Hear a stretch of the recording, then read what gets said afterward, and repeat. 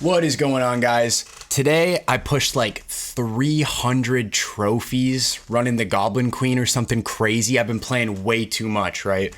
So I just wanted to go over a couple of my best first place wins with the Goblin Queen so I can kind of show you guys how I'm thinking, what it's like to be inside of my mind, and absolutely how to abuse the Goblin Queen to its max potential so you guys can secure these dubs, all right? All right, so right off the bat, here's the difference between Goblin Queen and the Spirit Empress, for example. You're going to have to get some of that muscle memory of Spirit Empress out of your head. As you can see here, you have to just take what you get on your first shot, which you technically have to do on Spirit Empress also if you don't get a merge, but you're extra screwed here if you don't get anything that you need.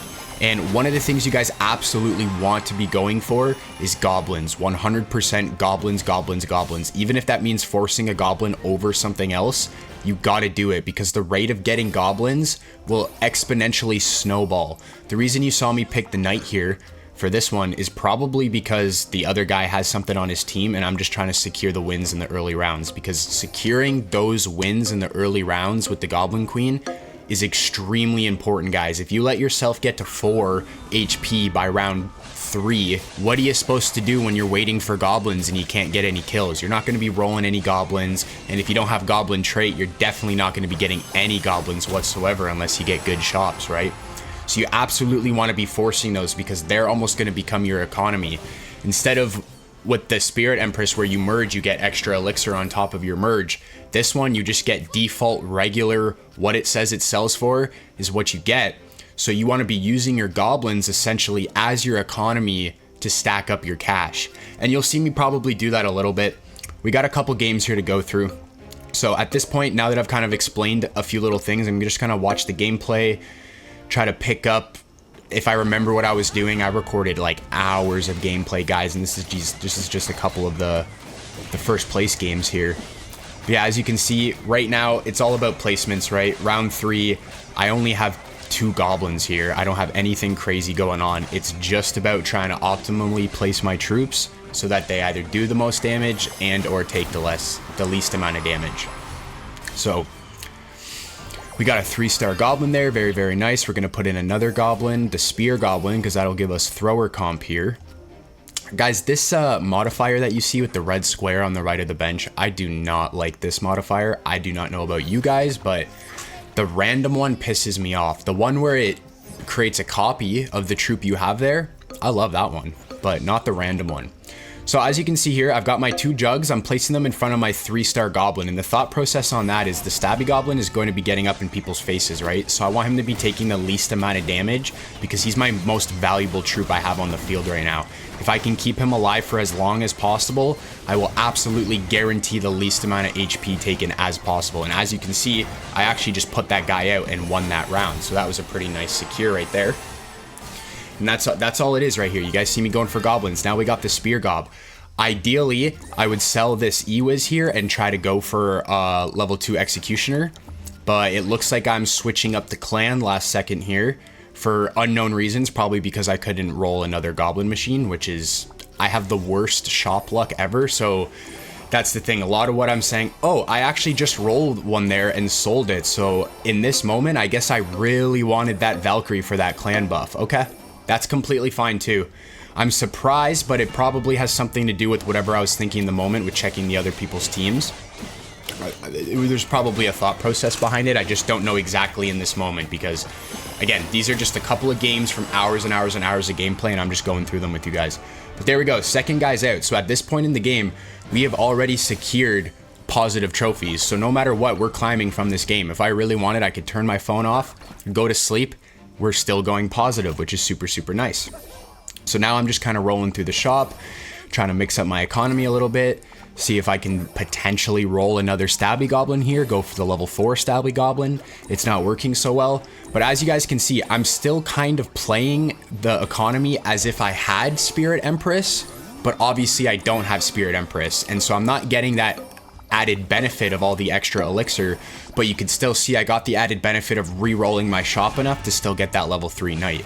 And that's really important. People underestimate the value behind still selling on Goblin Queen. They think you need to like keep everything and not sell because you're not getting that Spirit Empress bonus.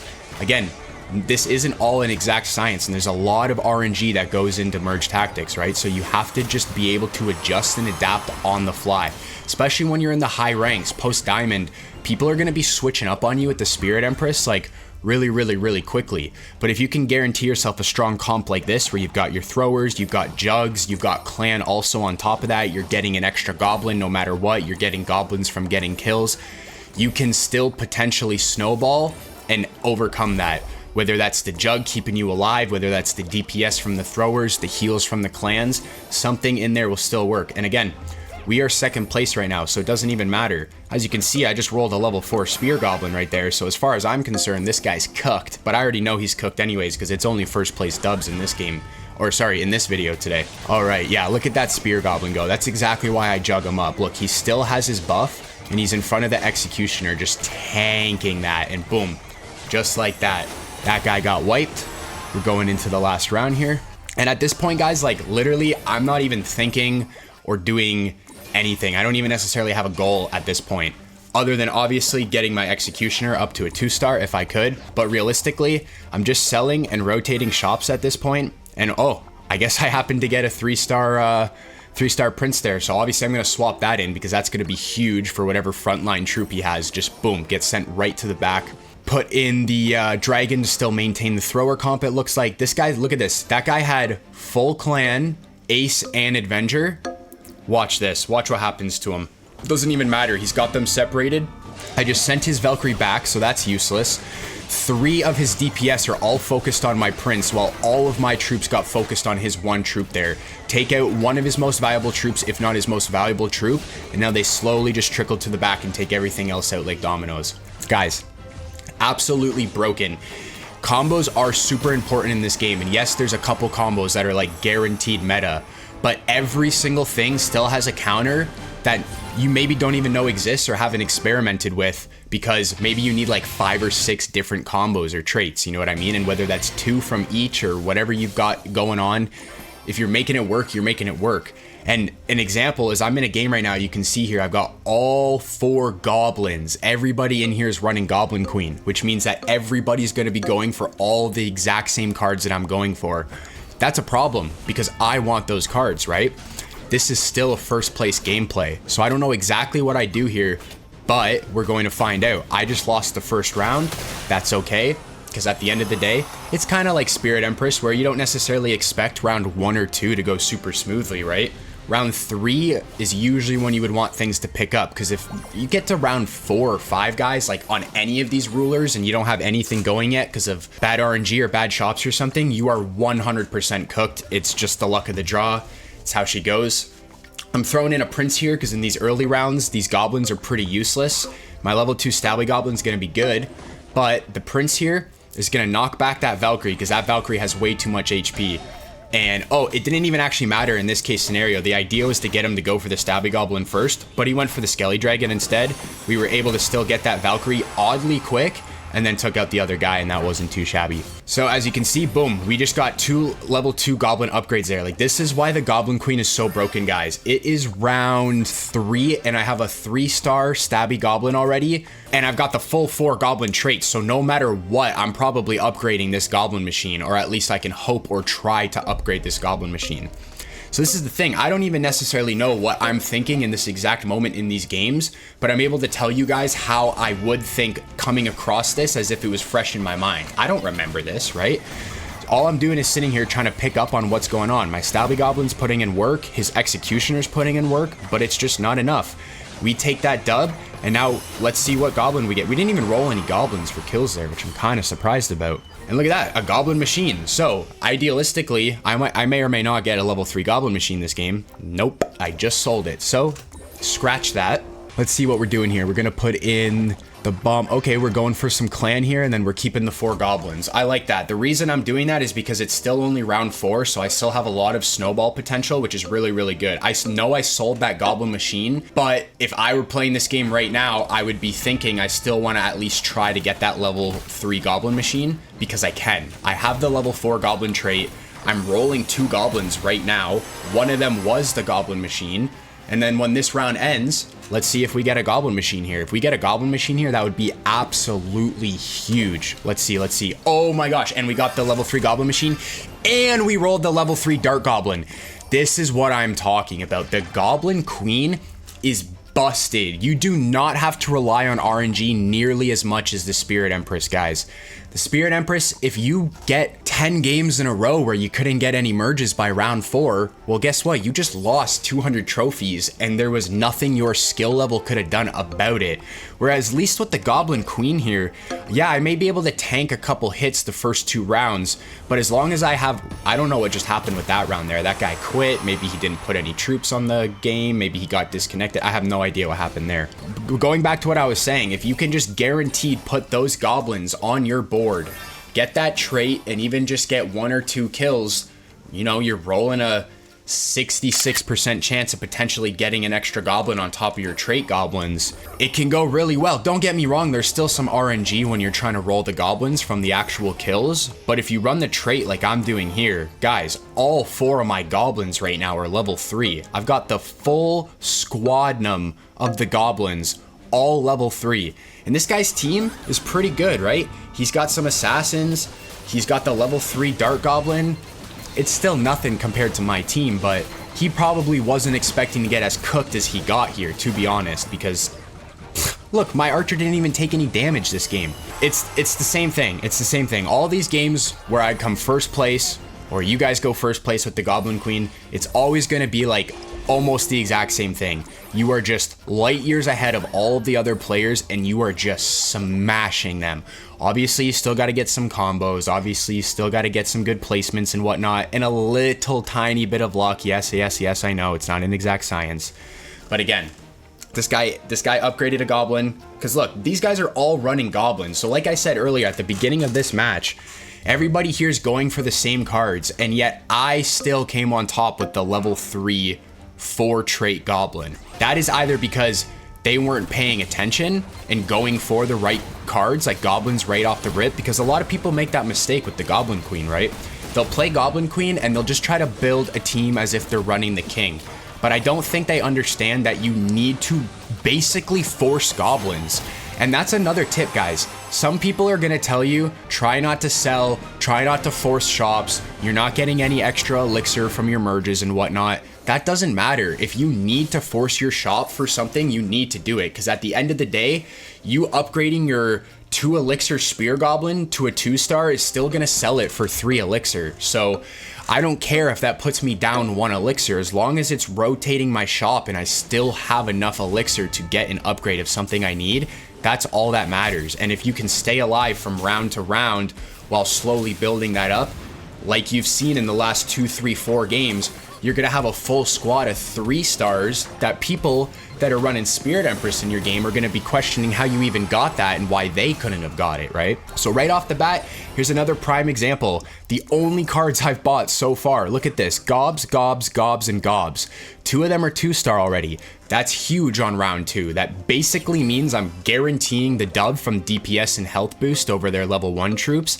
And it also essentially guarantees that I may or may not get at least 1 goblin here. I'm getting 1 from the trait, but at least 1 extra from running the ruler, the Goblin Queen, right?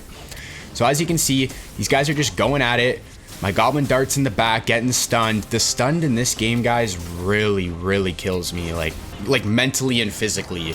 When I have a Mega Knight that's about to stomp on someone and it gets canceled because of who knows what, right? There's like a couple different things in this game that'll do that.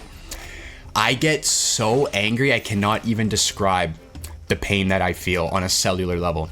But anyways, back to this game.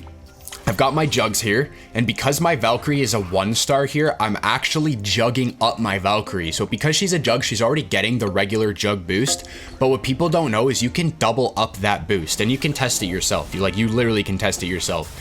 If you were to place 2 jugs in the front, for example, and you place 1 troop behind it, that 1 troop behind it is getting the buff from both jugs stacked together in one. So you could make your level 1 Valkyrie, for example, have double the buff it would have for those 11, 12 seconds, whatever it is, essentially making it as strong HP wise as a 2-star Valkyrie. It is really, really insane in those early rounds where those stackings matter much, much more. It is absolutely insane. In the later rounds, not so much. You waste a lot of potential if you try doing that. But that was only round 3. That was huge. It secured me the dub. And here I am getting another 4 perk Goblin. But I still have my jugs here. I'm keeping the Valkyrie jugged up. I couldn't get her level 2. But she's not at the top of the priority list right now anyways for getting up to level 2. I've got these goblins to worry about, right? If I can start stacking up goblins that I have copies of my level 2s in the bench, then in another round or 2, I can almost guarantee potentially getting a 3-star because I have the four goblin trait here, guys. This is the thing. Once you get to this point, you essentially get to a level of confidence where you do not care about what's going on in the game because you know you are guaranteed getting massive upgrades at the end of every single round. Finally got my Valkyrie upgraded to level 2. Boom, just threw some clan in there with some rangers. So yeah, I already know that this is a first place game, but these guys are definitely cooked. In this moment, the second I built this team right here, I probably knew for a fact the game was over for the rest of these guys. It just works like that. None of them are running merge, right? If someone here was running merge and they were actually really good at the game and they knew what to do and they got good shops and whatnot, they could potentially pivot, pull out some assassins or something with some magic and then like take out the bunny you see right here, right? And then obviously my archer would probably be cooked. My goblin dart would probably be cooked, whatever it is. But nobody here is running Spirit Empress, so I literally don't need to worry about that.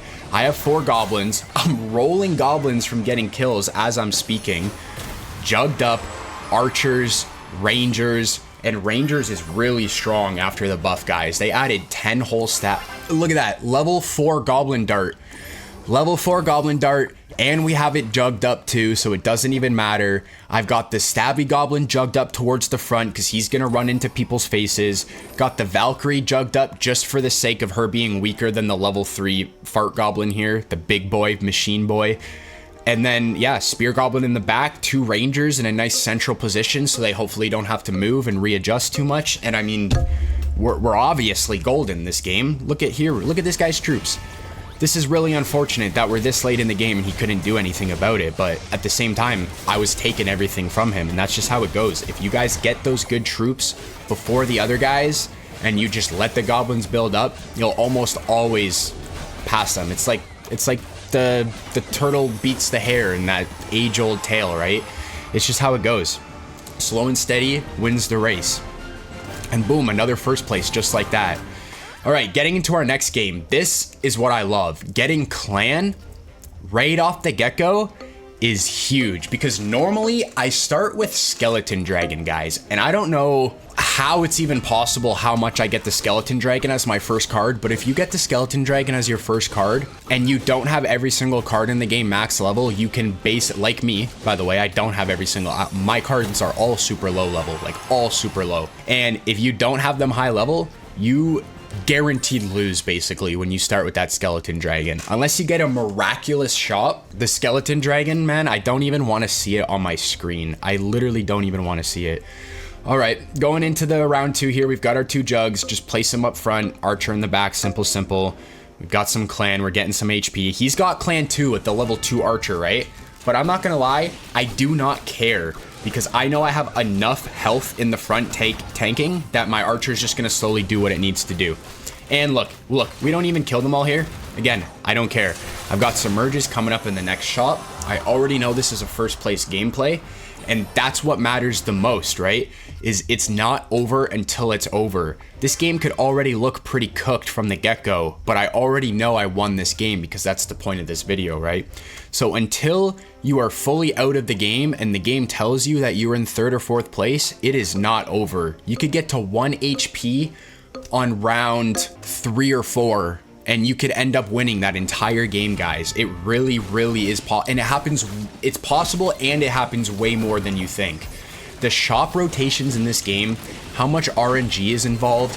You got 4 different people pulling from a pool, which, by the way, if you don't know how the shop works, imagine you have a big pool, okay? Literally a pool. And all of the characters that are in Merge Tactics are in this pool. And there's enough of each to get to get a character to level 3. So I think that's like maybe eight cards potentially per. So you'll have like 8 Valkyries in a pool, 8 Goblin Darts in a pool, because you got 2 and 2, 2 and 2, and then they make the 3, right? So if somebody has even one of those cards on their team, it's impossible for you to pull a 3-star of that troop unless there's a modifier that either expands the pool, so like doubles or triples the amount of cards that each card has in the pool, or some other thing like you're able to duplicate troops, or you've got the random merge modifier. Any of the modifiers that'll mess with that elixir or pool count, they will change the outcome of that. But for the basic pool count, you have 8 cards per in the pool, and everybody's pulling from the same pool. And if anybody has even 1 or 2 of those cards, that maxes out how strong you are able to get that troop. So for example, if I have a 2-star Valkyrie and somebody else has a 2-star Valkyrie, nobody can get a 3-star Valkyrie until one of us sells that 2-star Valkyrie, then the other guy can potentially get the 3-star Valkyrie. So they don't explain that. There should be a proper tutorial for it, but that's how the pool works. It's very, very limited, and you're all pulling from it.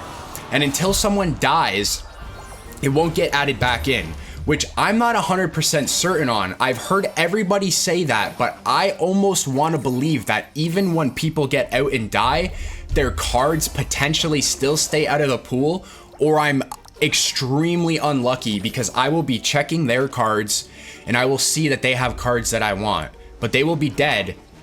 And I'm thinking I can still pull them because they're dead, and I cannot pull them. And I don't know if it's just a coincidental luck-based thing so far, but it has happened, in my opinion, way too many times for it to be coincidence.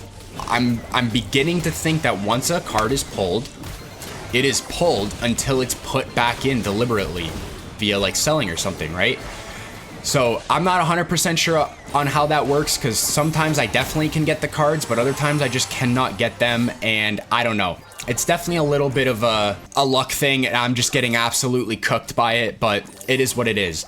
Getting back into this match here that we're on, 2 guys are out already. We're below the guy that's in first, but as you can see, we've got Ranger, Juggernaut, Clan, Thrower, and Goblin. We're doing the Dorito chip formation because this formation is super strong. Not only do you get to Juggernaut all the way to your backline by stacking the 2 jugs like you see me have here, one of your jugs gets double buffed, and on top of that, you cannot be assassined. That's why you see people do this pizza shape a lot, is because you cannot be assassined. And even then, in my opinion, it's less about getting assassined, because an assassin can still go to the leftmost tile and to the bottom rightmost tile. And that's no different than them still getting back behind and hitting a troop without the rest of the troops dinging them.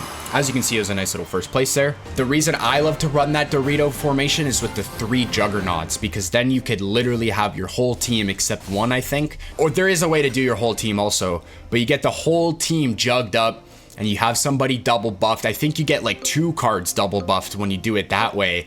And you just have so much HP, you become unstoppable. So here's another really good first start of the game. Getting a Valkyrie at the beginning is always really good. He got a way better shop than I did. Level 2 Dart Goblin. That thing does insane amounts of Dart Goblin, Spear Goblin. That does insane amount of damage on round 1, like insane amounts of damage on round 1. So I got absolutely cooked there. But as you can see, I just force bought the most expensive Goblin. That probably wasn't the cheapest thing to buy, which is probably what I should have done because I didn't really have any Goblins. But in that case, that's the only Goblin I have and I can afford it. I'm getting it because not only did I just get Jug buff, I'm buffing my Stabby Goblin with it. He's going to be way stronger, but I also have the Goblin trait now too. And forcing that Goblin trait on round 2 is way more important to me than saving 2-3 elixir. Because forcing that Goblin trait means I'm going to be guaranteed getting 1 to 3 elixir from that Goblin if I need to sell it for whatever reason. So that's why I like to do that. If I ever have a Goblin machine, something expensive like that, that's still a Goblin, or you just know it's going to benefit you exponentially, right? I can't think of a great example, but let's say you're running, I don't know, a level 1 Executioner, okay? And you have a level 2 P.E.K.K.A, or you pick up the level 2 P.E.K.K.A because you know you can make it or something, so you throw that in, you get your ace combo so that one of them's doing bear damage and one of them's getting a little bit of heals and stuff like that. I don't know. I'm just yapping. I'm literally just yapping and yapping and yapping. At the end of the day, you just have to be able to adapt and flex in the moment. And sometimes you can't always do that. Don't get me wrong. I know if you're screwed, you're screwed, right? But you try to do what you can. And you'll notice the theme between all of these games is the thing that I'm trying to do when I can is get goblins. Always, always, always, always. And I'm still trying to force merges too, just as if I was playing Spirit Empress. You just saw me sell something that would otherwise be a terrible sell just so I could upgrade my Valkyrie to level 2 there. Because in my mind, that's really important. My Goblin machine is the only thing aside from the Valkyrie giving me Jug, and he's level 1. He's going to get literally incinerated in 2 seconds like he just did there. But my Valkyrie being level 2, that's going to help me stay alive, literally to do what I just did in this round because she had the heal on top of that extra HP. As far as I'm concerned, that was one of the few things that kept me alive right there and put that guy out. And as you can see, 3 of us are running Goblin Queen, that guy's running Spirit Empress, and guess who's out? The guy running Spirit Empress. Spirit Empress is very, very good. Do not get me wrong, guys, but it is too based on RNG. And I'm sorry, but as someone who likes to be competitive and climb things, and at least somewhat associate it with skill, I cannot be relying on luck the entire time. Because when I get my 10 in a row win streak with the Spirit Empress, it doesn't even feel good because I know I just got insane luck, and probably my next 10 games I'm gonna get absolutely cooked, and there's just nothing you can do about it. So when you get in those schlumps, guys, try the Goblin Queen and do what I'm doing here. Force goblins, force what you need when you need it. Look at this, level 3 Valkyrie, level 3 Stabby Goblin, level 3 Spear Goblin. We're jugged up, we've got our thrower buff, we have clan. We are literally unstoppable. This guy, I don't know if we're gonna take him out right here, but I wouldn't be surprised if we do. And as you can see, I have the archer in the bench there. I was trying to low-key go for a 3-star archer. You get what you get and you don't get upset, am I right? But anyway, he's got, oh, he had assassin and it did not even matter. Oh my gosh, Stabby Goblin destroyed his Golden Knight. My archer somehow came in clutch in the bottom left, and this guy's out right here. Oh my gosh, just like that. Just like that, another first place. Oh my goodness. Wow. Well, anyways, guys, that's gonna be it for today's video.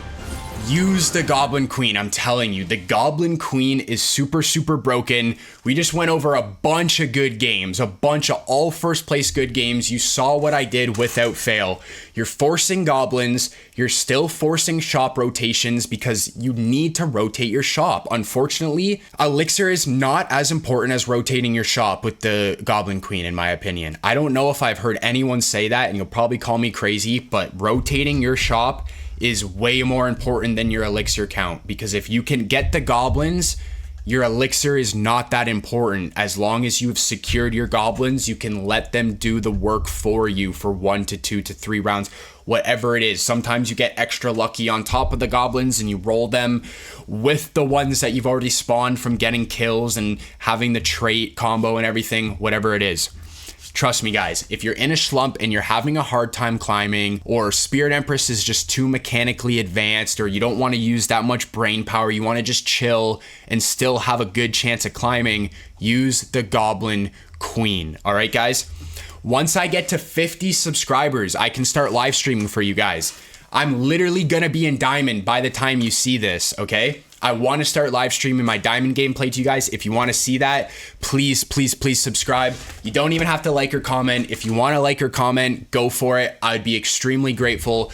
But 50 subs, that's the big goal right now, guys. We get to 50, we start live streaming, then I can start just pulling so much more content from the streams to make shorts and whatnot, more videos. We'll get to engage and talk in the chat and whatnot. I'm super excited for what's to come with the channel. Thank you everybody for watching and sticking around, and I will see you guys in the next one. Happy merging.